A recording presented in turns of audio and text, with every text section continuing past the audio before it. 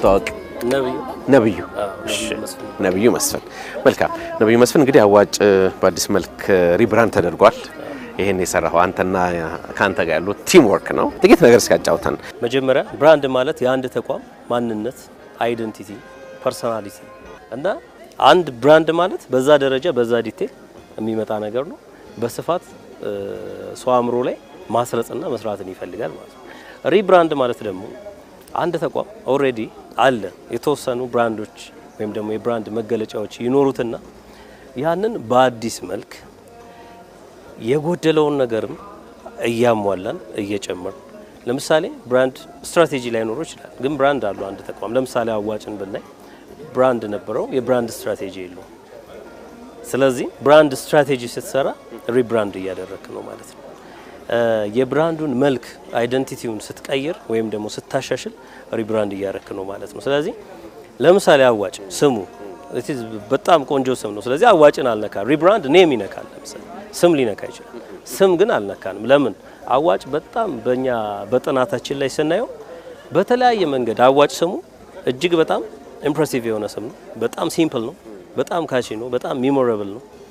አዋጭ የሚለው ደግሞ ራሱ ለምሳሌ እኔ ተባብረን ይሄን ነገር ብንሰራ የሚያዋጣ ነው ከሚል ነገር የመጣ ነው። ማዋጣትንም ይገልጻል። ሴቪንግን በዛው እናስቀጥላለን። ለምን? የብራንዱ አንድ አካል ነው ማለት ነው። እዚህ አን ያለን ዋ ሙሉ አለ ዋለው በደንብ ነው ታየው። ከዛ ይሄ ጭ ከዚህኛው ጋር አብሮ ነው የሚሄደው። ኮምባይን አርጎ ጭን ይፈጥራል ማለት ነው። ዝም ብለን ደግሞ ይሄንንና ይሄንን ብንከልል ኮኦፒ ኮኦፕሬቲቭ የሚለውን ነገር ያሳያል ማለት ነው። ይሄ ኢንተርናሽናል የሆነ የኮኦፕሬቲቭ ሲምቦል ነው። ሁለቱን ስናወጣው ኮኦፕሬቲቭ ነው። ይሄን ስንጨምር አዋጭን ያመጣል። አማርኛም ነው እንግሊዝኛም ነው። እንግሊዝኛነቱ ኢንተርናሽናል ሪኮግኒሽን የሚፈጥር ነው። አማርኛነቱ ደግሞ ኢትዮጵያዊነትን ይዞ ኢንተርናሽናሊም በደንብ ያን የሚያጎላ ነው። ሌላው እዚህ ግራ ቀኙ የምናያቸው የጥበብ ስራዎች አሉ አይደለ? ምን እንደሆነ ባጭሩ እንስማ።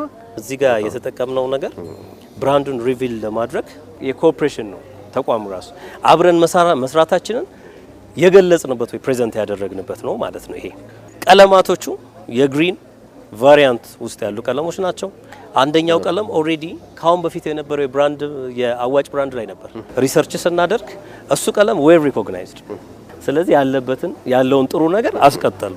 ከዛ በኋላ ደግሞ በጣም ሞደርን ዘመናዊ ሉክ ይዞ እንዲመጣ ወጣት የሚቀበለው እንዲሆን ደግሞ ሌላኛው ቀለም ራሱ ወጣት ቀለም የወጣት ነው። ለምንድን ነው? እሱም ከጥናታችን አንፃር የመጣ ነው።